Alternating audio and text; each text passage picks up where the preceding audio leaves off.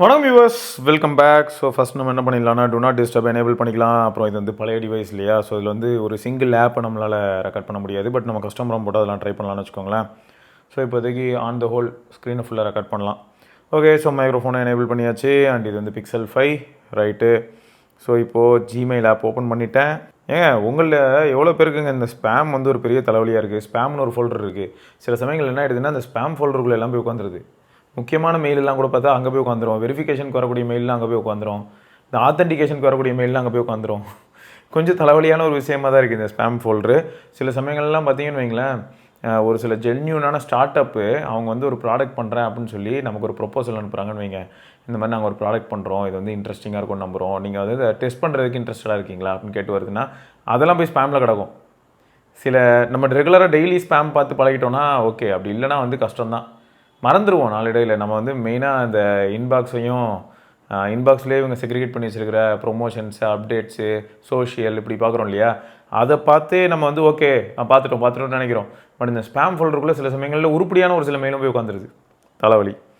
Okay, so first எடுத்ததுமே பார்த்தீங்கன்னா யுவராஜா அப்படிங்கிற நண்பர் வந்து ரெட்மி நோட் 9 ப்ரோலேருந்து ரெட்மி நோட் 13 ப்ரோ ப்ளஸுக்கு போயிருக்காரு.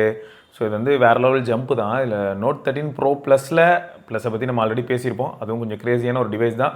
என்ன தான் டிமென்சிட்டி பேஸ்டு ப்ராசர் இருந்தாலும் கூட அதில் கேமரா சென்ட்ரிக்காக யோசிக்கும் போது கொஞ்சம் நல்லாவே இருந்தது. அடுத்த விஷயம் என்னென்னா அந்த ப்ரீமியம்னஸ்ஸு அண்ட் அதில் எக்ஸ்க்ளூசிவாக இருக்கக்கூடிய அந்த லெதர் பேக், இந்த மாதிரியான ஒரு சில விஷயங்கள்லாம் வந்து 13 ப்ரோ ப்ளஸில் நல்லா இருந்தது. ஆனால் இங்கே நான் வந்து என்னோட அனுபவத்துலேருந்து நான் ஒரு சில விஷயங்கள் சொல்லிகிட்டு இருக்கேன். இப்போ இந்த ரெட்மி நோட் 9 ப்ரோ போனால் எப்படி இருக்கும்னா, ஃபஸ்ட்டு டைமுங்க ரெட்மி வந்து ஒரு ப்ரீமியமான, ஏன்னா அதுக்கு முன்னாடி அப்போ நோட் 8 ப்ரோலாம் ப்ரீமியமாக இல்லையா அப்படின்னு கேட்டிங்கன்னா அப்படி சொல்ல வரல. இருக்கிறதுலையே அந்த வெயிட் ஆல்சோ ஆட்ஸ் ப்ரீமியம்னஸ் அப்படின்னு சொல்லி நம்ம ஒரு பாயிண்ட் பேசியிருப்போம். ஸோ அந்த பாயிண்ட்டை சாலிடாக கொடுத்த ஒரு டிவைஸ் அப்படின்னு சொல்லணும்னா நோட் 9 ப்ரோ. இன்னொன்று என்னென்னா நோட் 9 ப்ரோலேருந்து தான் ஹாப்டிக் ஃபீட்பேக் ரொம்பவே சூப்பராச்சு. அண்ட் நோட் 9 ப்ரோவில் தான் பார்த்தீங்கன்னா நீங்கள் note 9 pro, note 9 pro max அப்படிங்கிறதும் பார்த்துருப்பீங்க. ஸோ இந்த மாதிரியான ஒரு சில விஷயங்கள்லாம் அந்த டைமில் தான் நடந்தது. ரைட்டு, சரி, இப்போ நம்ம நண்பரோட அனுபவம் என்ன அப்படிங்கிறத பார்க்கலாம். ப்ரோ, ரெட்மி நோட் 13 ப்ரோ ப்ளஸில் மெயின் சென்சாரில் 2x தான் மேக்ஸிமம். நார்மலாக ஃபோட்டோ எடுத்தால் 12.5 மெகா பிக்சல், இதோட ஜூம் 10x தான். போர்ட்ரேட்டில் 1x தான் maximum. Selfie is average compare to old Redmi note 9 pro. So இது வந்து ஸ்டார்டிங்லேயே ஒரு பயங்கரமான ஒரு பாயிண்ட்டு என்னென்னா, இந்த கேமரா சென்ட்ரிக்காக வரக்கூடிய ஒரு சில விஷயங்களை பற்றி பேசும்போது, ஏன் ரீசெண்டாக ஒரு சில நண்பர்களை நான் மீட் பண்ணும்போதும் அவங்க என்ன சொல்கிறாங்கன்னா, நான் லேட்டஸ்ட் ஃபோன் வாங்கிட்டேன், ஆனால் அந்த லேட்டஸ்ட்டு ஃபோனில் இருக்கக்கூடிய ஃபோட்டோஸ் எனக்கு அந்தளவுக்கு சாட்டிஸ்ஃபேக்டரியாக இல்லையே, ஏன்? ஸோ இந்த கேள்வி நிறைய பேர்கிட்ட வருதுங்க. அதுக்கு மெயின் ரீசன் என்னன்னா, இப்போ இருக்கக்கூடிய போஸ்ட் ப்ராசஸிங் அல்காரிதம் அந்தளவுக்கு அக்ரெசிவாக இருக்குது. இதுவே நம்ம பழைய ஃபோன் யூஸ் பண்ணியிருப்போம் இல்லையா, அந்த ஃபோனில் வந்து இந்தளவுக்கு அக்ரெசிவான ஒரு post processing and AI features எல்லாமே உள்ளே இருந்ததில்லை. அதனால் வரக்கூடிய அவுட்புட் வந்து சில சமயங்களில் நம்ம பார்க்குறத விட கொஞ்சம் ஆவரேஜாக இருந்தாலும் கூட ஜூம் பண்ணி பார்த்தா டீட்டெயில்ஸ் அதிகமாக இருக்கிற மாதிரி இருக்கும். அப்போ இன்னொன்று என்னென்னா, ஹெச்டிஆர் ரொம்ப அக்ரெசிவாக இல்லாதனால, ஹெச்டிஆர் அப்படிங்கிற ஒரு விஷயம் அக்ரெசிவாக இல்லாதனால நமக்கு நாய்ஸு அதுவும் கம்மியாக இருக்கும், நாய்ஸும் பெரிய அளவில் இருக்காது. ப்ளஸ் இன்னொன்று என்னென்னா டீட்டெயில்ஸும் நல்லாவே ரிட்டைன் ஆகிருக்கும். ஸோ அதெல்லாம் நம்மளை யோசிக்க வைக்கிது. நீங்கள் எவ்வளோ பேர் இது வந்து உணர்றீங்க? அதாவது நீங்கள் இப்போ லேட்டஸ்ட் டிவைஸ் யூஸ் பண்ணும்போது உங்களில் எவ்வளோ பேருக்கு இது தோணுது? அதாவது லேட்டஸ்ட் டிவைஸில் வந்து ஒரு சில விஷயங்கள் நல்லா தான் இருக்குது, எஸ்ஓசி ஆஸ்பெக்டில் நல்லாயிருக்கு, லேட்டஸ்ட் ஆண்ட்ராய்டு வெர்ஷன் நல்லாயிருக்கு. ஸோ இதெல்லாம் நல்லா இருக்குன்னு பார்த்தாலும் கேமராவில் அவுட்புட் அப்படின்னு பார்க்கும்போது எனக்கு என்னமோ என்னோட 4 வருஷம் பழைய ஃபோன் எடுக்கிற ஃபோட்டோஸ் வந்து ரொம்ப பிடிச்சிருக்கு நடக்குது. அதனால தான் சொல்கிறேன். சரி, ஸோ ஃபஸ்ட்டு இந்த ஒரு பாயிண்ட் சொல்லியிருக்காங்களா, compare to my old Redmi note 9 ப்ரோங்கிறது தான் மேட்ரிங்க. பட் கேமரா செமையாக இருக்குது ப்ரோ, குவாலிட்டி நேச்சுரலாக இருக்குது ப்ரோ. 200 MP sensor. இந்த 200 MP சென்சாரை பற்றி நான் இதுக்கு முன்னாடி ஒரு டேட்டா கூட கொடுத்துருப்பேன். இந்த மாதிரி வந்து இந்த 200 MP சென்சாரையும் S24 அல்ட்ராவில் இருக்கக்கூடிய 200 MPயும் நாங்கள் கம்பேர் பண்ணியிருந்தோம். சும்மா ஒரு கேஷுவலாக 200 MP எனேபிள் பண்ணி 200 MPயில் ஹை ரெசல்யூஷன் ஃபோட்டோ எடுக்கலாம்ல. எடுக்கும்போது நிஜமாவே ரெட்மி நல்லா பண்ணியிருந்தது. அது கொஞ்சம் ஆச்சரியமாக தான் இருந்தது. ஸோ அதே இந்த இடத்துல நான் சொல்கிறேன்.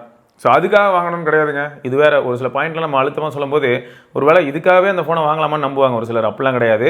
இது ஒரு டேட்டா, இது உங்களுக்கு அவசியமானு நீங்கள் பாருங்கள். எத்தனை பேர் பொதுவாக உங்கள் கையில் இருக்கிறது ஒரு 108 MP கேமரா பேஸ்டு ஃபோனு இல்லாட்டி 200 MP கேமரா பேஸ்டு ஃபோன்னா அதுக்காக 200 MPலேயே எத்தனை பேர் ஃபர்ஸ்ட் ஆஃப் ஆல் ஃபோட்டோ எடுக்கிறீங்க? எல்லாருமே வந்து ஏதோ அக்கேஷனலாக ஒரு நல்ல லேண்ட்ஸ்கேப் பார்த்தா எடுக்கணும்னு ஆசைப்படுவீங்க இல்லையா? நம்மளோட ரொம்ப க்ளோஸ் யாராவது அவங்களுக்கு வந்து ஒரு ஃபோட்டோ எடுக்கணும் அப்படின்னும் போது அது வந்து பிரிண்ட் பண்ணுறதுக்கான ஒரு ஃபோட்டோவாக இருந்ததுன்னா நீங்கள் வந்து 200 MPயில் எடுப்பீங்க.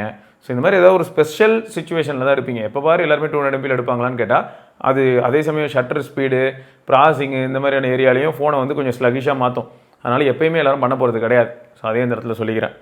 சரி, பட் பேட்ரி மட்டும் அந்த யூசர் அதாவது சொல்கிற மாதிரி 8 out of 10 ப்ரோ வர வாய்ப்பில்லை. டெய்லி 2 டைம்ஸ் சார்ஜ் போடுற மாதிரி இருக்கும்.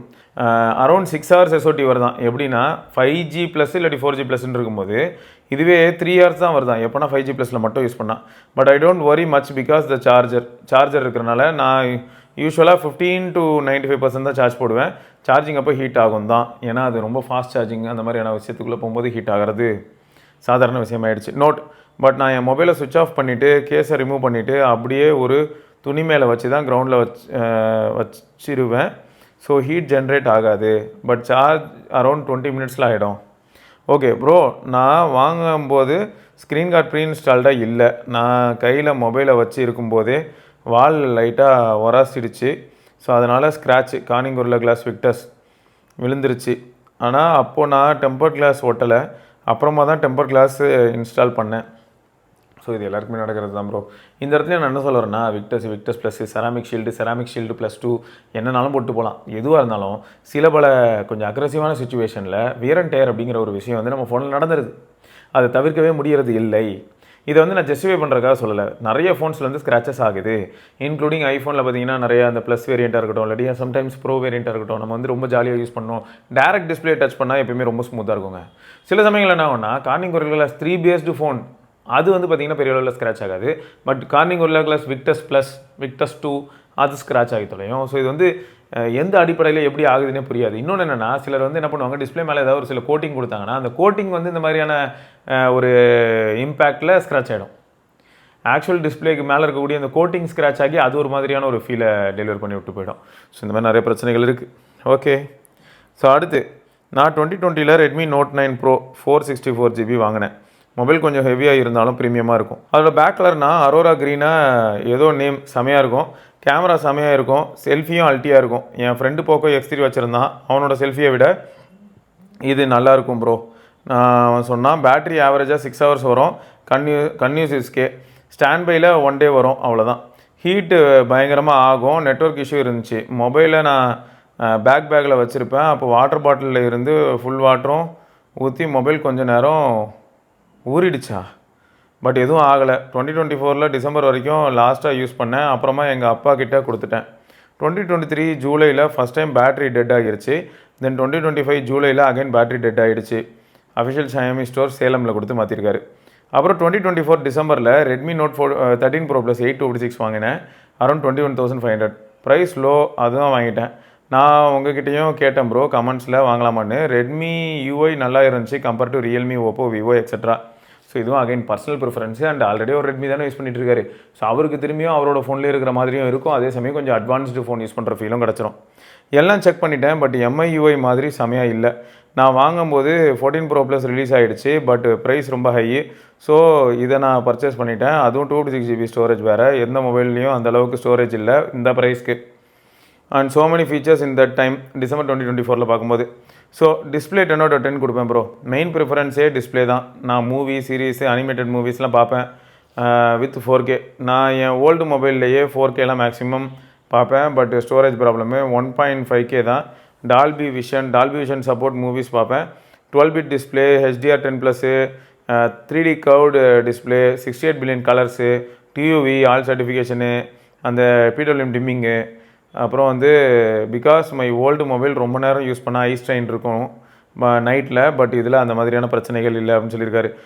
என்னென்னா கர்வ்டுனால டெம்பர் கிளாஸ் ப்ராப்ளமாக இருக்குது அப்படின்னு சொல்லியிருக்காரு. ஸோ ஆக மொத்தம் டிஸ்பிளே வந்து he is very much happy. 10 out of 10. Battery 7 out of 10. ஏன் அப்படின்னா யூஸ்வலி சார்ஜ் வந்து 15 to 95% மேலே சொல்லிட்டாரு. ஸ்டார்டிங்கில் பேட்டரி ட்ரெயின் இருந்துச்சு, அப்புறம் அதுவே பழகிருச்சு because of fast charger. Battery ஒரு அரௌண்டு 6 hours அந்த மாதிரி வரும். HyperOS 2ல் பேட்ரி மொக்கையாக இருந்துச்சு. ஹீட்டிங் லைட்டாக இருந்துச்சு ஃபார் கன்யூஸ் யூஸ். HyperOS 2.2ல் நல்லாயிருக்கு. ஹீட்லாம் இல்லை for normal use. BGMI play பண்ணால் 2 ஹவர்ஸில் 90%லேருந்து 40% ட்ரெயின் ஆகும். ஸோ 60 FPS தான். I don't use 120 FPS refresh rate. Always on display, haptics, notification, disable all apps notification. I don't like haptics and always on display. So அந்த ரெண்டுமே அவருக்கு பிடிக்கல, அதனால் டிசேபிள் பண்ணிட்டார். ஏன்னா பொதுவாக நான் சொல்லியிருப்பேன் பேட்டரி லைஃப்பை ப்ரொலாங் பண்ணுறேன்னு சொல்லிட்டு ஒரு சில முக்கியமான ஃபீச்சர்ஸை நம்ம டிசேபிள் பண்ணுறதுல என்ன அர்த்தம் இருக்குது அப்படின்னு சொல்லி கேள்வி கேட்டிருப்பேன் இல்லையா. ஸோ அதுக்கு சொல்லியிருக்காரு எனக்கு பிடிக்காது, அதனால் நான் டிசேபிள் பண்ணிட்டேன் அப்படின்னு. UI 8 out of 10. HyperOS is really sucks. Sometimes lag, app crash. HyperOS 2ல் UI ஃப்ளூயிடிட்டி அனிமேஷன்லாம் அல்டிமேட் தான். But after update some animations were missing. It's smooth in HyperOS 2.2. Many customisations, free theme store, font, wallpaper theme, fast data transfer, ஸ்டார்டிங்கில் RAM management ultimate. Night 10 PM யூடியூப்பில் உங்கள் video பார்த்துட்டு இருந்தேன். அப்புறமா தூங்கிடுவேன். Morning பார்த்தா அதுவே அந்த பேஜ்லேயே தான் இருக்கும், ஃபோன் லாக் ஆனதுக்கு அப்புறமும். ஸோ இப்போ RAM management very poor. I don't know what's happened, but within 2 minutes it reload ஆகுது அப்படின்றாரு. இது வந்து எப்படின்னா, ஸ்க்ரீன் லாக் ஆனால் கேட்ச் கிளியர் ஆகிற மாதிரி, சரியா? அதுக்கு ஒரு ஆப்ஷன் இருக்கும். நீங்கள் போய்ட்டு உங்களோட அதை MIUIயில் நீங்கள் செக் பண்ணலாம், HyperOSல செக் பண்ணலாம். ஒருத்தரையும் ஸ்க்ரீன் லாக் பண்ணும்போது 1 minute, 2 minutes, 10 minutesலன்னு சொல்லிட்டு நிறைய ஆப்ஷன்ஸ் இருக்கும். நம்ம வந்து பேக்ரவுண்ட் மெமரியை வந்து ரெஃப்ரெஷ் பண்ணலாம், அந்த கேட்ச்லாம் கிளியர் பண்ணி விடலாம். ஸோ ஸ்க்ரீனை லாக் பண்ணாலே அது ஆட்டோமேட்டிக்காக நடக்கும். அது அந்த ஆப்ஷன் எனேபிள் ஆகிருக்கான்னு கொஞ்சம் செக் பண்ணிக்கோங்க. அதில் 2 minutesன்ற ஆப்ஷனும் இருக்குது. தவறுதலாக அது எனேபிள் ஆகிருந்ததுன்னா பேட்டரி லைஃப் வந்து இன்க்ரீஸ் பண்ணுமே தவிர, இந்த மாதிரி மல்டி டாஸ்கிங்கோ இல்லாட்டி ஆல்ரெடி ஓப்பன் பண்ணி வச்ச ஆப் வந்து ஒரு 10-15 நிமிஷம் கழிச்சு ஓப்பன் பண்ணி பார்த்தா அது வந்து திரும்ப ரீலோட் ஆகும். ஸோ அதை செக் பண்ணிக்கோங்க. ரைட்டு, நெட்வொர்க் வந்து 9 out of 10. இதுவே பெரிய விஷயமாச்சே. கரெக்ட். ஜியோ ஸ்டார்டிங்கில் எங்கள் வீட்டிலலாம் 4G தான் மேக்ஸிமம் கிடைக்கும். Slow 5G speed, video buffer ஆகும், சம்டைம்ஸ் நெட்வொர்க் இஷ்யூ. நான் இது வரைக்கும் 6 GB+ யூஸ் பண்ணியிருப்பேன். HyperOS 2.2க்கு அப்புறமா வேறு லெவலில் இருக்குது. மேக்ஸிமம் 5G கிடைக்குது, ஃபாஸ்ட்டு நெட்வொர்க் ஸ்பீடு அல்டிமேட்டாக இருக்குது. ஸோ அதனால் 9 out of 10 கொடுத்துருக்காரு. ஸோ இனிஷியலாக அவருக்கு அந்தளவுக்கு இம்ப்ரெசிவாக இல்லைனாலும் HyperOS 2.2க்கு அப்புறமா ரொம்பவே இம்ப்ரெசிவாக இருக்குது அப்படிங்கிறத சொல்லியிருக்காரு. அப்போ இதுலேருந்து என்ன தெரியுதுன்னா, நானும் எக்ஸ்பீரியன்ஸ் பண்ணது ப்ளஸ் நம்ம கமெண்ட் செக்ஷனில் நிறைய பார்க்கும்போது எல்லாரும் என்ன சொல்கிறாங்கன்னா, HyperOS 2.2ல் நிறைய இம்ப்ரூவ்மெண்ட்ஸ் இருக்குன்னு சொல்லியிருக்காங்க. ஸோ அது வந்து ஒரு பாசிட்டிவ் சைன் தான்.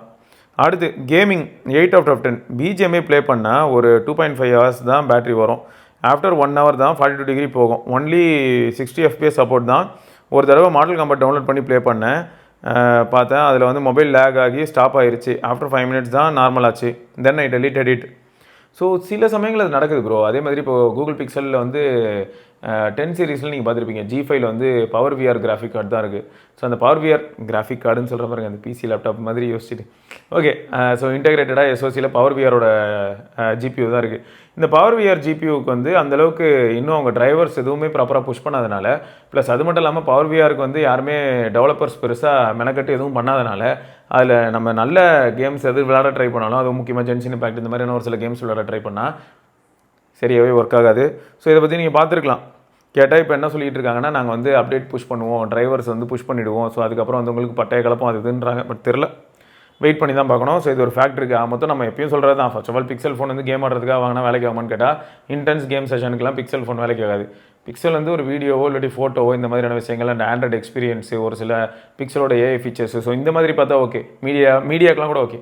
பட் இந்த மாதிரி கேமு, அதுவும் இந்த ஜென்ஷன் இம்பாக்ட் மாதிரியான கேமை இன்டென்சிவாக புஷ் பண்ணி பார்க்கணும்னு நினச்சா அதுக்கெலாம் வந்து நிஜமாவே அது அந்தளவுக்கு செட் ஆகாது ப்ரோ. ஸோ அதனால் கஷ்டம் தான். பார்ப்போம் இந்த பவர் VRக்கு இதுக்கப்புறம் என்ன பண்ணுறாங்க, ஏதாவது உருப்படியாக கொடுக்குறாங்களா, டிரைவர்ஸ் அப்டேட் பண்ணுறாங்களா, அதுக்கப்புறமா GPU கொஞ்சம் நல்லா பர்ஃபார்ம் பண்ணி தான் நம்ம செக் பண்ணி பார்க்கலாம் கேமிங் ஆஸ்பெக்டில். ஓகே, கேமரா 10 out of 10 கொடுப்பேன். மெயின் சென்சாரில் 2x தான் மேக்ஸிமம்மு. ஃபோட்டோ நேச்சுரலாக செம்ம குவாலிட்டியாக இருக்கும். ஈவன் இஃப் யூ ஜூம் இன்னு நார்மலாக 12.5 MP தான் எடுக்கும். அல்ட்ரா வைடில் நான் யூஸ் பண்ண மாட்டேன். மேக்ரோ கேமரா இருக்குது, அவ்வளோதான். Selfie is average. எனக்கு நேச்சுரல் ஃபோட்டோஸ் தான் பிடிக்கும். I don't like Vivo, Oppo, Realme மாதிரி makeup powder, skin tone smoothen பண்ணுறதுலாம் எனக்கு பிடிக்காது அப்படின்னு சொல்லியிருக்காரு. ஸோ இவருக்கு வந்து அப்போ ஷாமியோட கலர் அந்த போஸ்ட் ப்ராசஸிங் அல்காரிதம்லாம் பிடிச்சிருக்கு. அதர்ஸ் 10 out of 10 என்னலாம்னா, டால்பி அட்மாஸ் சவுண்டில் இருக்குது. Redmi Bluetooth sound best compared to other Chinese mobiles, அது உண்மை தான். IP ரேட்டிங் 68 இருக்குது. கொஞ்சம் ரெயினில் நனைஞ்சாலும் கூட அவ்வளோ பரவாயில்ல. பட் சொன்னது அப்புறமா தான் IP ரேட்டிங்கை S23 அல்ட்ரா டிஸ்பிளே ப்ராப்ளம்லேருந்து ரெயின்லலாம் யூஸ் பண்ண மாட்டேன். கரெக்ட், தயவுசெய்து யாரும் யூஸ் பண்ணாதீங்க. ஏதோ அன்அவாய்டபிள் சுச்சுவேஷனில் நம்ம அந்த மாதிரியான ஒரு நிலமையில் அதை எதிர்கொள்கிறதுக்கு இருக்கிறது தான் IP ரேட்டிங்கை தவிர, நம்மளே தைரியமாக வந்து மலையில் காட்டுறது, தண்ணியில் போட்டு எடுக்கிறது, டிஷ்வாஷில் போட்டு எடுக்கிறது, துவைச்சி எடுக்கிறது, ஃபோனை வந்து நல்லா க்ளீன் பண்ணுறேன்னு சொல்லிட்டு ப்ரஷ்ஷு போட்டு தேய்க்கிறது, ஏதாவது லிக்விடில் ஊற்றி அதெல்லாம் பண்ணாதீங்க, சரியா? தாங்காது. அப்புறம் ஃபிங்கர் பிரிண்ட்டு டூ குட்டு, வெட்டச்சும் நல்லா வேலை செய்யுது. Dual flash light super bright, app opening அல்டிமேட்டாக இருக்குது. அதாவது அந்த அனிமேஷன் அந்த மாதிரியான ஆஸ்பெக்ட்லன்னு சொல்கிறாரு. ஆக்சுவலாக இந்த ஃபோன் தான் மிடில் எண்டு மொபைலுக்கு, அதாவது மிட்ரேஞ்ச் மொபைலுக்கு IP ரேட்டிங்கு, வெட்டச்சு, பெஸ்ட் கேமரா எல்லாமே கொடுத்த மாதிரி இருந்திருக்குன்ற மாதிரி சொல்கிறாரு. அதாவது மிட்ரேஞ்சில் நிறைய நல்ல ஆப்ஷன்ஸ் கொடுத்த ஒரு டிவைஸு அப்படின்னு சொல்கிறாரு. Redmi note 13 Pro Plus best mobile for me and one who knows mobile device. December 2024 தான் iQOO Z9s Pro, லாவா இதெல்லாம் இதுதான் எல்லாம் வாங்கிட்டு இருந்தாங்க. ஆனால் அதில் ஒன்றும் இல்லை. இந்த மொபைலில் பேட்டரி ப்ராப்ளம் தவிர வேறு எதுவுமே பெரிய ப்ராப்ளமாக இல்லை அப்படின்னு ஒரு பாயிண்ட்டையும் சொல்லியிருக்காரு. ஸோ நிறைய ஆப்ஷன்ஸ் இருக்கிற மாதிரி இருக்கும், நிறைய நம்மளை அட்ராக்ட் பண்ணுற மாதிரி இருக்கும். பட் அதுக்கு மத்தியில் வந்து சில சமயங்களில் ஒரு சில நல்ல ஃபோன்ஸும் இருக்கும் அப்படிங்கிறதையும் மறந்துடாதீங்க அப்படின்னு சொல்கிறாரு. ஓகே, போடு ஒரு சில கேமரா சாம்பிள்ஸ்லாம் ஷேர் பண்ணியிருக்காரு. ஓகே, ஸோ நம்ம தலைவரோட கேமரா சாம்பிளை வந்து பேசிகிட்டு இருக்கிற நேரத்துலேயே நான் போட்டு விட்டுறேன். ஸோ அப்போ உங்களுக்கு ரொம்ப வசதியாக இருக்கும். நிறைய போட்டிருக்காரு போலையே, நிறைய அழகாக க்யூட்டான பூனைக்குட்டிலாம் இருக்குது. புலிக்குட்டி தம்பி பூனைக்குட்டி போடு, நிறைய இமேஜஸ் இருக்குது. சரி, ரைட்டு, சூப்பர், மாஸ். அடுத்து ஐஃபோன் 17 ஃபர்ஸ்ட் இம்ப்ரெஷன் வேறு லெவலில். ஸோ ஐஃபோன் 17 இப்போ வந்து நமக்கு தெரிஞ்சு ரொம்ப வருஷம் கழிச்சு ஐஃபோனோட என்ட்ரி லெவல் மாடல் வேறு லெவல் இம்பேக்டை ஏற்படுத்துதுன்னா அது ஐஃபோன் 17 தான். ஏன்னா நமக்கு வந்து ப்ரோமோஷன் டிஸ்பிளே இருக்குது, உருப்படியான 2 கேமரா இருக்குது, ஃப்ரண்ட்டில் பார்த்தீங்கன்னா செல்ஃபியில் சென்டர் ஸ்டேஜ் கேமரா இருக்குது. ஸோ எல்லாமே அப்கிரேட் மாதிரி ஆன ஒரு நல்ல ஃபோன் வந்து ஆப்பிள் தரப்பில் இவ்வளோ வருஷத்தில் இதுதான். ஸோ அதனால் ஒரு நல்ல இம்பேக்டை ஐஃபோன் 17 ஃபார் ஷோர் ஏற்படுத்த போகுது. மார்க்கெட்டில் ஆல்ரெடி ஏற்படுத்திக்கிட்டும் இருக்குது. அப்படி இருக்கும்போது ஸ்ரீஹரி ரமேஷ் அப்படிங்கிற நண்பர் வந்து வாங்கியிருக்காப்புல. ஸோ இப்போ அவர் தான் வந்து அவரோட டேட்டாலாம் கொடுத்துருக்காரு. Hi bro, Sunday iPhone 17 purchase பண்ணியிருக்கேன். This is kind of an initial impression. இதுக்கு முன்னாடி நான் ரியல்மி 9 Pro Plus யூஸ் பண்ணிட்டு இருந்தேன் bro for the last 4 years and also MacBook Air use பண்ணிட்டு இருக்கேன். M1 and now M4 Plus, AirPods 4ANC அதையும் use பண்ணுறேன். So now this phone is totally beyond my expectation. Maybe old midrange ஃபோனில் இருந்து வரனால கூட இருக்கலாம். எல்லாமே சூப்பராக இருக்குது bro. Display, sound, optics, camera. I am not a big fan of camera guy. Especially app optimisation, smoothness, also in hand ஃபீல்லாம் very ப்ரீமியமாக இருக்குது. I use Instagram, WhatsApp, YouTube, play Clash Royale and will soon play BGMI. Have not install that. இனிஷியலாக data transfer WhatsApp பண்ணுறப்போ iron packs மாதிரி heat ஆச்சு bro. அதுக்கப்புறமா வந்து charging அப்போ நார்மலாக ஹீட்டிங் ஆகுது. Nothing unusual. ஸோ இது வரைக்கும் மற்றபடி எந்த பிரச்சனையும் இல்லை. அண்ட் இதில் முக்கியமான பின்குறிப்பு என்னன்னா ரியல்மி 9 Pro Plusலேருந்து தலைவர் இதுக்கு வரது தான். அது ஞாபகம் வச்சுக்கோங்க. Battery today I used 98% bro and I have a screen active time of 7 hours 24 minutes. Screen ஐடியலாக இருக்கும்போது 3 hours 9 minutes. ஆனால் ஸ்க்ரீன் டைமை பார்த்தா 6 hours 43 minutes தான் காட்டுது. ஸோ இது எப்படி ஒர்க் ஆகுதுன்னு தெரியலை. சார்ஜிங் வந்து 20 watt சார்ஜர் தான் யூஸ் பண்ணுறேன். பட் சார்ஜிங் டைம் நோட் பண்ண மறந்துட்டேன். பட் 80%க்கு ஃபாஸ்ட்டாக ஏறிடுச்சு ப்ரோ. பெரிய விஷயம் இல்லை. சார்ஜிங் வந்து 90% சார்ஜ் பண்ணிவிட்டு யூஸ் பண்ண ஆரம்பிச்சிட்டேன். Then when it reached around 20 or 25 I charge it again till 60 and started using. Liquid glass சூப்பராக இருக்குது bro. With that 120 Hz refresh rate. ஃப்ரெண்டோட ஐஃபோன் 15, 16லாம் யூஸ் பண்ணியிருக்கேன். கண்டிப்பாக டிஃப்ரென்ஸ் இருக்குது. ஹீட்டிங்லாம் பெருசாக ஒன்றுமே இல்லை ப்ரோ. எனக்கு எதுவுமே பெருசாக தெரியலை ஹீட்டிங் ஆஸ்பெக்டில். யூஐ ஸ்மூத்தாக இருக்குது. பட் சின்ன சின்ன பக் இருக்குது. Like when logging in to something and entering the password ரேண்டமாக ஸ்டக் ஆகிடுது. தென் அகைன் க்ளோஸ் பண்ணிவிட்டு ஓப்பன் பண்ணால் கரெக்டாக ஒர்க் ஆகுது. நவ் ஆப்பிள் இன்டெலிஜென்ஸ் ப்ரோ, இது மேலே எனக்கு கொஞ்சம் டிஃப்ரெண்ட்டான ஒப்பீனியன் இருக்குது. எல்லோரும் இல்லைன்னு தான் சொல்கிறாங்க. அது ஓகே. ஆனால் இதனால் ஆப்பிள் ஏஐயில் கஷ்டப்படுறாங்கன்னு யாருமே புரிஞ்சிக்க மாட்டேன்றாங்க. இதில் எந்த யூடியூப் சேனல்லையும் போனாலும் ஆப்பிளை வச்சு செய்கிறானுங்க. சம்மந்தமே இல்லாமல் அடிக்கிறாங்க. ஒன்றும் இல்லை bro. IPhone 17 Pro and Galaxy Fold 7 ரெண்டையுமே எப்படி கம்பேர் பண்ணாலும் நீங்களே சொல்லுங்கள். ஃப்ராங்காக பேசுனா யார் ப்ரோ அப்போ ஏஐ ஃபீச்சர்ஸ்லாம் யூஸ் பண்ணுறாங்க?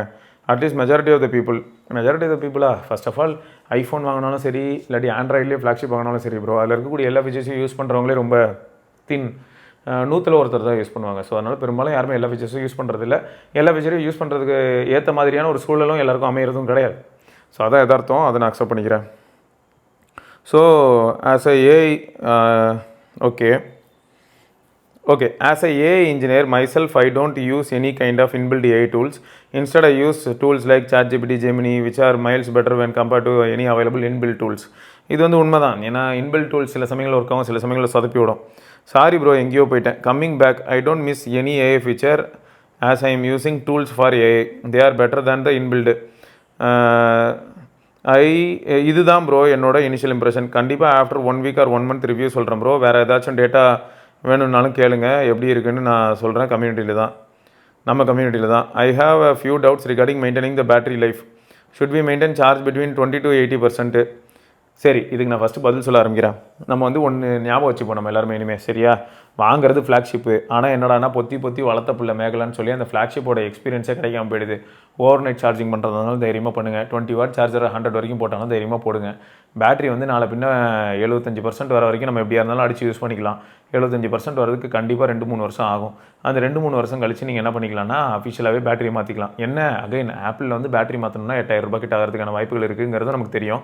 ஆனால் 3 வருஷத்துக்கு ரூ. 8,000 அப்படின்னு பார்க்கும்போது உங்களுக்கு அது ஒரு பெரிய பெயினாக தெரியாது. ஏன்னா ஆல்ரெடி நம்ம இப்போ வந்து 73,000 75,000 கொடுத்து இந்த iPhone 17 வாங்கியிருக்கோம். அப்படி இருக்கும்போது வந்து இந்த பேட்டரி மாற்றுறதுக்கு 3 வருஷம் கழிச்சு திரும்பி அதே ஃபோனுக்கு நம்ம வந்து கேஸு டெம்பர் அது இதுன்னு என்னென்னமோ பண்ணிகிட்டு இருப்போம். அதை தாண்டி இப்படி ஒரு விஷயம் பண்ணுறதுனால பெரிய அளவில் லாஸ் வருமானு கேட்டால் அப்படி கிடையாது. பட் ரொம்ப பொத்தி வளர்க்குறதுக்காக அது மேலே நம்ம ஓவர் கேர், அதாவது நீங்கள் கீழே போடாமல் பார்த்துக்கோங்க. வெளில எங்கேயாவது ப்ளேஸ் பண்ணும்போது ஒரு துணி மேலே ப்ளேஸ் பண்ணுறது, எங்கேயாவது ஃபோனை கேஸ் இல்லாமல் யூஸ் பண்ணுறது இருந்தால் கொஞ்சம் கவனமாக யூஸ் பண்ணுறது.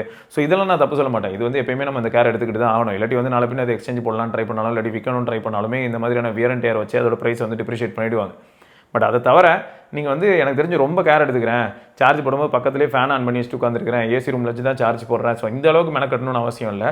ஜாலியாக கேஷுவலாக யூஸ் பண்ணுங்கள்.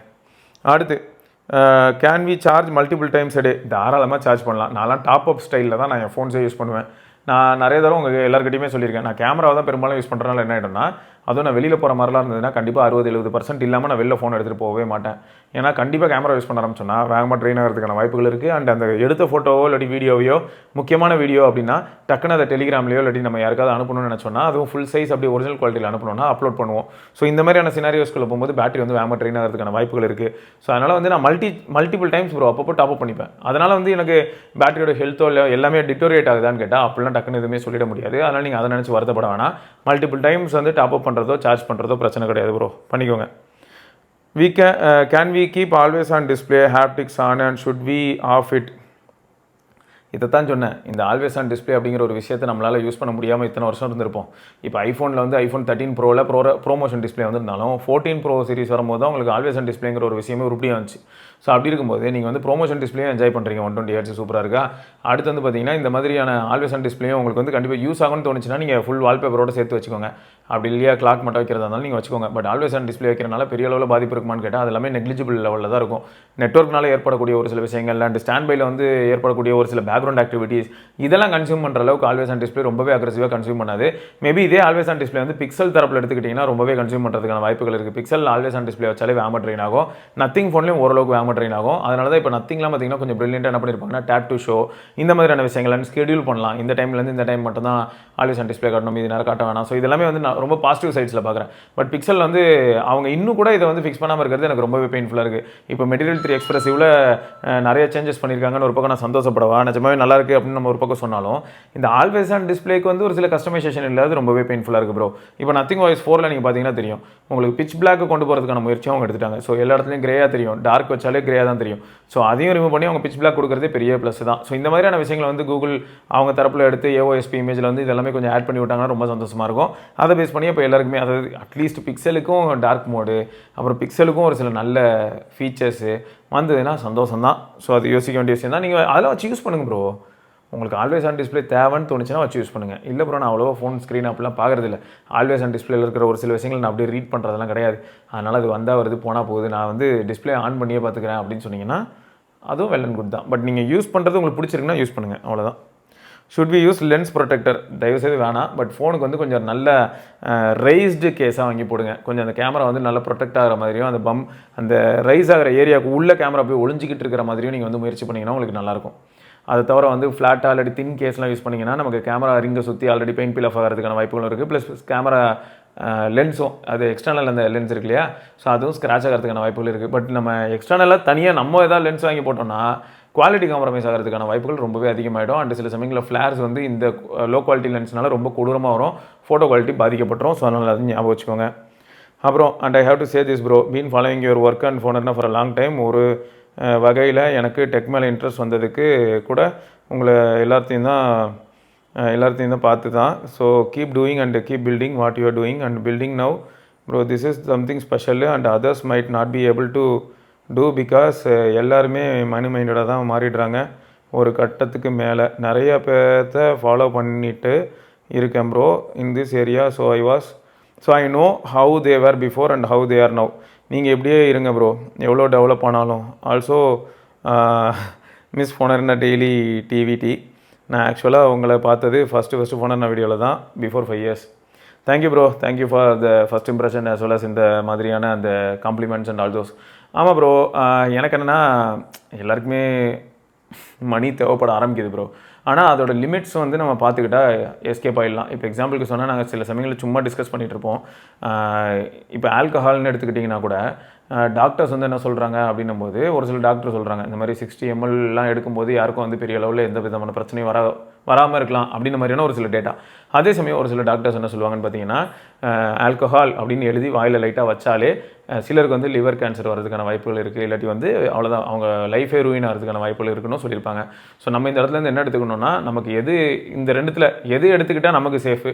ப்ளஸ் இப்போ வந்து சப்போஸ் இமேஜின் பண்ணி பாருங்களேன், அந்த 60 ml அப்படிங்கிறத ஒருத்தர் வந்து ரொம்பவே தாரக மந்திரமாக ஃபாலோ பண்ணி அதில் ரொம்பவே டிசிப்ளின் மெயின்டைன் பண்ணி அவர் நல்லா இருக்காருன்னா வெல் அண்ட் குட் தான். ஸோ அதே தான் இந்த இடத்துல வந்து கண்டென்ட் கிரியேஷன்லேயும் நான் பார்க்குறேன் ப்ரோ. நம்மளால் ஒரு சில விஷயங்களை வந்து ஹேண்டில் பண்ண முடியுது அப்படின்னும் போது பிரச்சனை இல்லை. பட் அதே சமயம் கண்டென்ட் கிரியேஷன் அப்படின்னு வரும்போது ஒரு பெரிய டீம் ஃபார்ம் பண்ண ஆரம்பிச்சா ஆட்டோமேட்டிக்காக நமக்கு வந்து ரெவன்யூ ரொம்ப அதிகமாக தேவைப்பட ஆரம்பிக்குது. ரெவன்யூ ரொம்ப அதிகமாக தேவைப்பட ஆரம்பிக்கும் போது சுவாரஸ்யமாகவே ஒரு சில விஷயங்களை சொல்லி ரெவன்யூ ஜென்ரேட் பண்ண முடிஞ்சுது. அது எப்போனா ஒரு 10 வருஷம் முன்னாடி.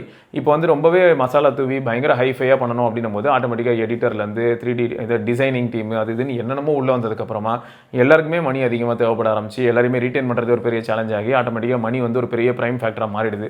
ஸோ அதனால் நான் என்ன சொல்ல வரேன்னா நம்ம டீம் வந்து இது வரைக்கும் பண்ணுற வீடியோஸ் அந்த மாதிரி கிடையாது. ஸோ இதெல்லாமும் ஒரு ரீசன் தான்.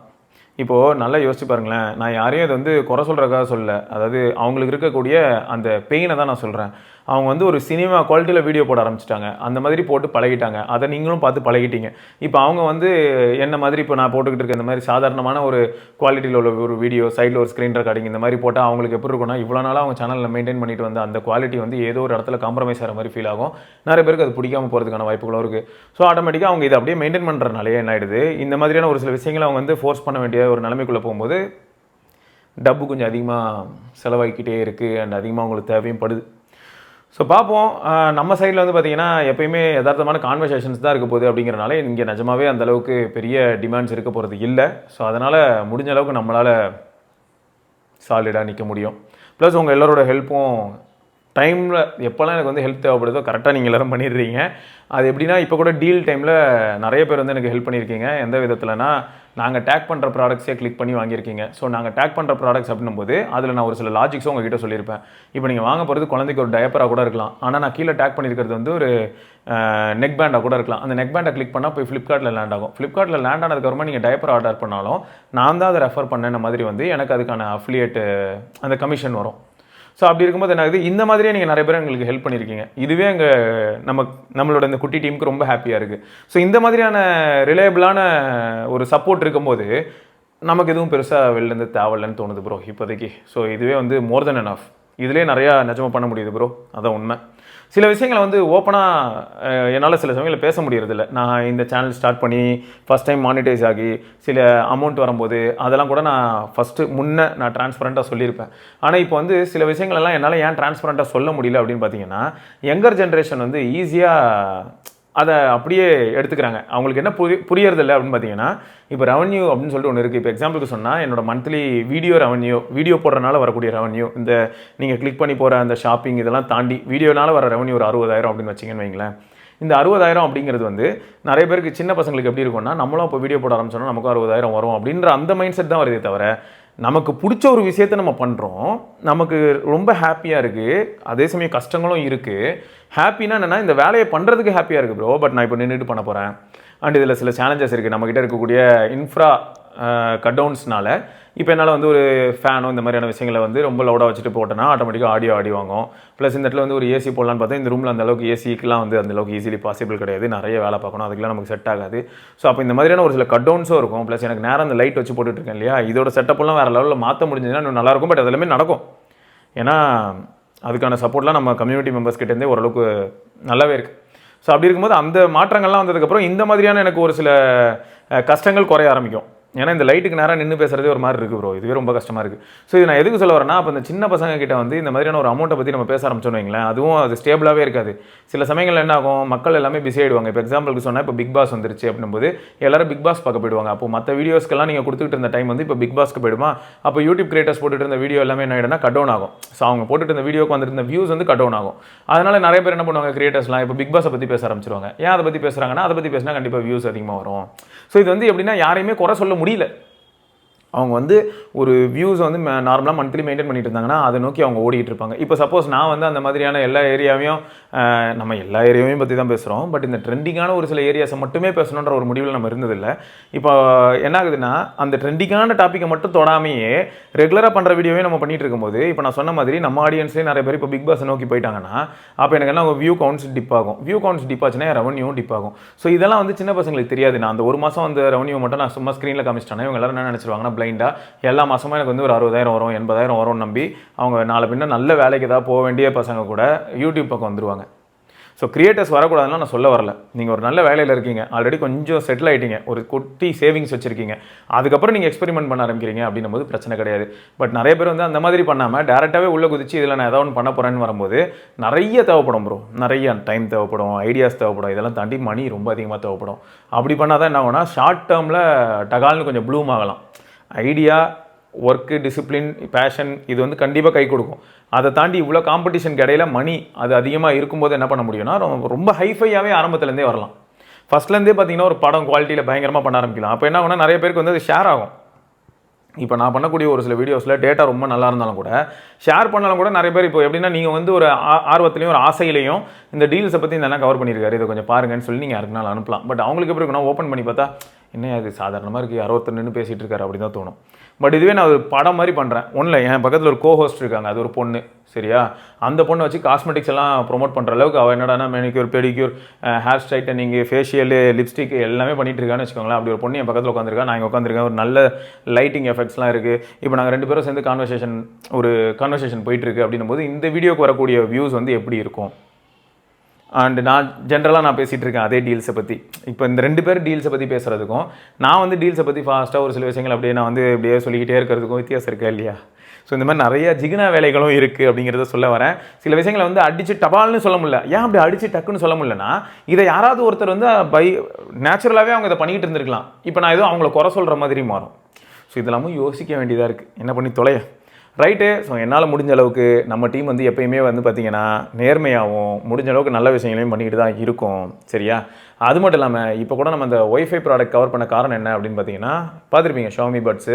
அது வந்து முத்துகிருஷ்ணன் ப்ரோ வாங்கினால தான் நம்ம வந்து அதை கவர் பண்ண முடிஞ்சது. அதுலேயும் கூட ஒரு சிலர் வந்துட்டு ஃபஸ்ட் டைம் வாட்சஸ், அவங்களுக்கு அது புரிய போகிறது கிடையாது. அதனால தான் வந்து பெரிய அளவில் ஃபஸ்ட் டைம் வாட்சஸ்லாம் வந்து டக்குன்னு எடுத்ததுமே நம்ம அவங்ககிட்ட அக்ரெசிவாக ரெஸ்பாண்டும் பண்ணுறதில்ல, ப்ளஸ் அவங்கள பேனும் பண்ணுறதில்ல. அவங்க எப்படி சொல்கிறாங்கன்னா பெரிய ஆடியோ ஆகுன்னு ஏதோ ஒரு கமெண்ட் போட்டுட்டு அவங்களே என்ன சொல்கிறாங்கன்னா 2000 ரூபா ஹெட்செட்டை பற்றி பேசுகிற, அப்புறம் பார்த்தா டிடபிள்யூஎஸ் பற்றி பேசுகிற அப்படின்றாங்க. அது எனக்கு அதில் வந்து அவங்களோட புரிதல் இல்லை அப்படின்னு மட்டும் எனக்கு தோணுச்சு. ஏன்னா ஏன் புரிதல் இல்லைன்னு சொல்கிறேன்னா இதில் எல்லாத்தையும் பற்றி தான் பேசுவேன். 150 ரூபா ஹெட்செட் பற்றி தான் பேசுவேன். அப்புறம் பார்த்தீங்கன்னா 1 லட்சம் 1.5 லட்ச ரூபாய்க்கு ஹெட்செட் வந்து யாராவது நம்ம கம்யூனிட்டியில் வாங்கியிருந்தாங்களோ அதை பற்றி தான் பேசுவேன். அப்போ என்ன ஆகிடும், 150 ரூபா எங்கே இருக்குது, 1.5 லட்ச ரூபா எங்கே இருக்குது? அதுக்காக ரெண்டுத்துக்கும் இருக்கக்கூடிய வித்தியாசத்தை வந்து நம்மளால் ஹைலைட் பண்ண முடியுமே தவிர அதுக்காக 150 ரூபா ஹெட்செட் வந்து 1.5 லட்ச ரூபா ஹெட்செட் மாதிரி இருக்கணும்னு எதிர்பார்த்தா அது நியாயமா? ஸோ சில விஷயங்கள்லாம் நம்ம அனுபவித்து பார்த்தா எக்ஸ்பீரியன்ஸ் பண்ணால் மட்டும்தான் அது எல்லாத்தையுமே கோரிலேட் பண்ணி அந்த டேட்டா எல்லாத்தையுமே ஒன்றா அக்யூமுலேட் பண்ணி அதுலேருந்து ஒரு ப்ரீஃப் ஒரு டேட்டா அழகாக ஜிஸ்ட் எடுத்து உங்களுக்கு கொடுக்க முடியும். இது வந்து சாதாரண விஷயம் கிடையாது. ஸோ அவ்வளோ டேட்டாவே ஞாபகம் வச்சுக்கிட்டு எதோட ஒப்பிட்டு பார்க்க முடியும்? ஒரு 2000 ரூபாய்க்கு ஒரு டிடபிள்யூஎஸ் ரொம்ப சூப்பராக இருக்குது அப்படின்னு சொல்ல காரணம் என்னன்னு பார்த்தா 3500 ரூபா 4000 ரூபாய்க்கு இருக்கக்கூடிய பட்ஸை அது மேட்ச் பண்ணுதுன்றனால தானே தவிர 2000 ரூபாய்க்கு அது வேறு எந்த விதத்துலையும் நம்ம அதை எப்படி சொல்ல முடியும்? உள்ள தங்கம் முலாமலையில் பூசியிருக்காங்க எப்படியே சொல்ல முடியும்? அது வந்து 4000 ரூபா 5000 ரூபாய்க்கு மற்ற பிராண்டில் விற்கிற பட்ஸோட இது 2000 ரூபாய்க்கு மாஸ் பண்ணுது. ஸோ இதுதான் ஹைலைட் இந்த இடத்துல. ஸோ அதனால் வந்து நம்ம ஒரு 15000 ரூபாய்க்கு டிடபிள்யூஎஸ் பற்றி பேசினா அப்போ 2000 ரூபாய்க்கு வந்து ஒயர்ட் ஹெட்ஃபோன்ஸ் பற்றி பேசக்கூடாது. இந்த மாதிரியான கமெண்ட் வரும்போது அதெல்லாம் பார்க்கும்போது ஜோக்காக இருக்கும். ஒயர்ட் ஹெட்ஃபோன்ஸை பற்றி பேசுகிற, அப்புறம் பார்த்தா ஒயர்லெஸை பற்றியும் பேசுகிற அப்படின்னு சொல்லுவாங்க. எல்லாத்தையும் பற்றி பேசுறதுக்கு தானே ப்ரோ நான் இருக்கேன். எல்லாத்தையும் பற்றி பேசுறது மட்டும் இல்லாமல் எல்லாத்தையுமே எக்ஸ்பீரியன்ஸ் பண்ணுறது. ஒயர்டு தான் என்றைக்குமே சுப்பீரியர்ன்றது நம்ம எப்போவே டிக்ளேர் பண்ணிட்டோம். ஒயர்டு வந்து உங்களுக்கு 1500 ரூபாய்க்கு இருக்கக்கூடிய ஒரு சில ஒயர்ட் ஹெட்ஃபோன்ஸ்லாம் 10000 ரூபாய்க்கு இருக்கக்கூடிய டிடபிள்யூஎஸ் தம்சம் மட்டும் போயிட்டே இருக்கும். இதை பற்றி நம்ம எப்போயோ சொல்லிட்டோம். பட் அதே சமயம் ஒரு டிடபிள்யூஎஸ்க்குன்னு ஒரு பெரிய ஆடியன்ஸ் இருக்காங்கிறத மறந்துடுறாங்க. டிடபிள்யூஎஸ்க்கு இருக்கிற ஆடியன்ஸ் யார் அப்படின்னு பார்த்தீங்கன்னா இப்போ ட்ராவல் டைம்லையோ ஒரு பைக்கில் போகும்போதோ இல்லாட்டி ட்ரெயினில் போகும்போதோ படுத்திருக்கும் போதோ ஜிம்மில் ஒர்க் அவுட் பண்ணும்போதோ ஓடும் போதோ வாக்கிங் போகும்போதோ எல்லா இடத்துலையுமே ஒயர்டு வந்து செட் ஆகுதான்னு கேட்டால் எல்லாருக்குமே அது செட் ஆகிறது இல்லை. அதுக்கு எக்ஸ்ட்ரா கேர் எடுக்கணும். அது எங்கேயாவது மாட்டிக்காமல் பார்த்துக்கணும். நிறைய விஷயங்கள் இருக்குது. நானும் ஒயர்டெல்லாம் யூஸ் பண்ணி தான் இதுக்குள்ளே வந்திருக்கேன். டேரெக்டாக எனக்கு வந்து யாரும் டிடபிள்யூஎஸ் கொடுக்கல. ஸோ ஒயர்டு தான் ரொம்ப காலமாக நிறைய வெரைட்டிஸ் ஆஃப் ஒயர்டு ஹெட்ஃபோன்ஸ் நிறைய பிராண்ட்லேருந்து யூஸ் பண்ணிவிட்டு அதுக்கப்புறம் தான் நம்ம வந்து ஒயர்லெஸ்க்குள்ளே வரும். ஒயர்லெஸ் வந்து இப்போ தான் ஓரளவுக்கு அஃபோர்டபுள் கேட்டகரிக்குள்ளே போக ஆரம்பிச்சிருக்கு. கடந்த ஒரு 7 வருஷமாக ஒயர்லெஸை பற்றி நீங்கள் எல்லாம் பார்த்துருப்பீங்க. ரொம்பவே பெரிய பூம் நோக்கி போகுது. இப்போலாம் பாருங்கள் 7 வருஷம் முன்னாடி 8000 10000 கிடைச்ச மாதிரியான ஒரு ஆடியோ குவாலிட்டி வந்து இப்போ 1500 ரூபா 2000 ரூபாய் கிடைக்குது. உண்மையாக இல்லையா? ஸோ அப்படி தான் போயிட்டுருக்கு. பட் அதை பற்றி நம்ம கவர் பண்ணி தானே ஆகணும். அதே சமயம் அப்போ இன்னைக்கு அதாவது 7 வருஷம் முன்னாடி 10,000 ரூபாய் கிடைச்ச ஆடியோ குவாலிட்டி இப்போ 2,000 ரூபாய் கிடைக்குது அப்படின்னு நம்ம ஒரு பக்கம் சொல்லும்போது, அப்போ இன்னைக்கு வந்து 15,000க்கு ஒரு ஹெட்ஃபோன்ஸ் வருதுன்னா அது அப்போ எந்த அளவுக்கு குவாலிட்டியாக இருக்குது, இல்லாட்டி அது எந்த விதத்தில் வித்தியாசமாக இருக்குங்கிறதையும் நம்ம சொல்லி தானே ஆகணும். ஸோ இது வந்து சிலருக்கு டக்குன்னு புரியாது. அவங்கள பற்றி அவங்கள நம்ம வந்து ரொம்ப ஹார்ஷாக ஹேண்டில் பண்ணுறதும் சில சமயங்களில் சரியாக வராது. அவங்களே கிராஜுவலாக புரிஞ்சுக்கிறதுக்கான வாய்ப்புகளும் இருக்குது. ஸோ அப்படி தான் வந்து இந்த கம்யூனிட்டி ஃபார்ம் ஆயிருக்கு. ஏன்னா என்னை வந்து திட்டின ஒரு சிலரே வந்து பார்த்தீங்கன்னா ஒரு 2 மந்த்ஸ்க்கு அப்புறமா வந்து பாராட்டியும் சொல்லியிருக்காங்க. ப்ரோ நான் ஃபஸ்ட்டு இனிஷியலாக பார்க்கும்போது யாரா இவன் சும்மா உட்காந்து நின்று பேசிக்கிட்டே இருக்கான், சாகடிக்கிறான், யாராவது 2 பேர் நின்று பேசிக்கிட்டே இருக்காங்க, வேறு வேலையே இல்லையா, இப்படிலாம் கூட நினச்சேன். அப்புறமா பார்த்தா எனக்கு இன்ட்ரோர் தகவல் கேட்குற மாதிரி ஆகி போச்சு. ஸ்க்ரீனை ஆஃப் பண்ணிட்டு அமைதியாக கவனிச்சா கூட நிறைய டேட்டா தரையுது அப்படின்னு சொல்லும்போது எனக்கு எல்லாம் ஹாப்பியாக இருந்தது. பட் அதுக்கு டைம் எடுக்குது. அதனால் டக்குன்னு நம்ம எதுவும் சொல்ல முடியாது. பட் ஒரு சிலர்லாம் வந்து பார்த்தீங்கன்னா அவங்க வந்து இந்த பூனை கதை தான், கண்ணை மூடிட்டேன்னா பூலோகமே இருண்ட மாதிரின்னு நினைப்பாங்க. ஸோ அந்த மாதிரியான ஆளுங்களெல்லாம் நம்ம எதுவும் பண்ண முடியாது. அதெல்லாம் நம்ம வந்து அக்ரெசிவாக சில விஷயங்கள் பண்ணி தான் ஆகணும். ஏன்னா கம்யூனிட்டியில் இருக்க எல்லாரையுமே டிஸ்டர்ப் பண்ணுறதுக்கான வாய்ப்புகள் இருக்குது. ரைட்டுங்க. ஸோ இதை தொடர்ந்து நம்ம இன்னொரு பதிவில் சந்திப்பாக இருக்கும் சிவபரணி பார்க்கலாம். பை.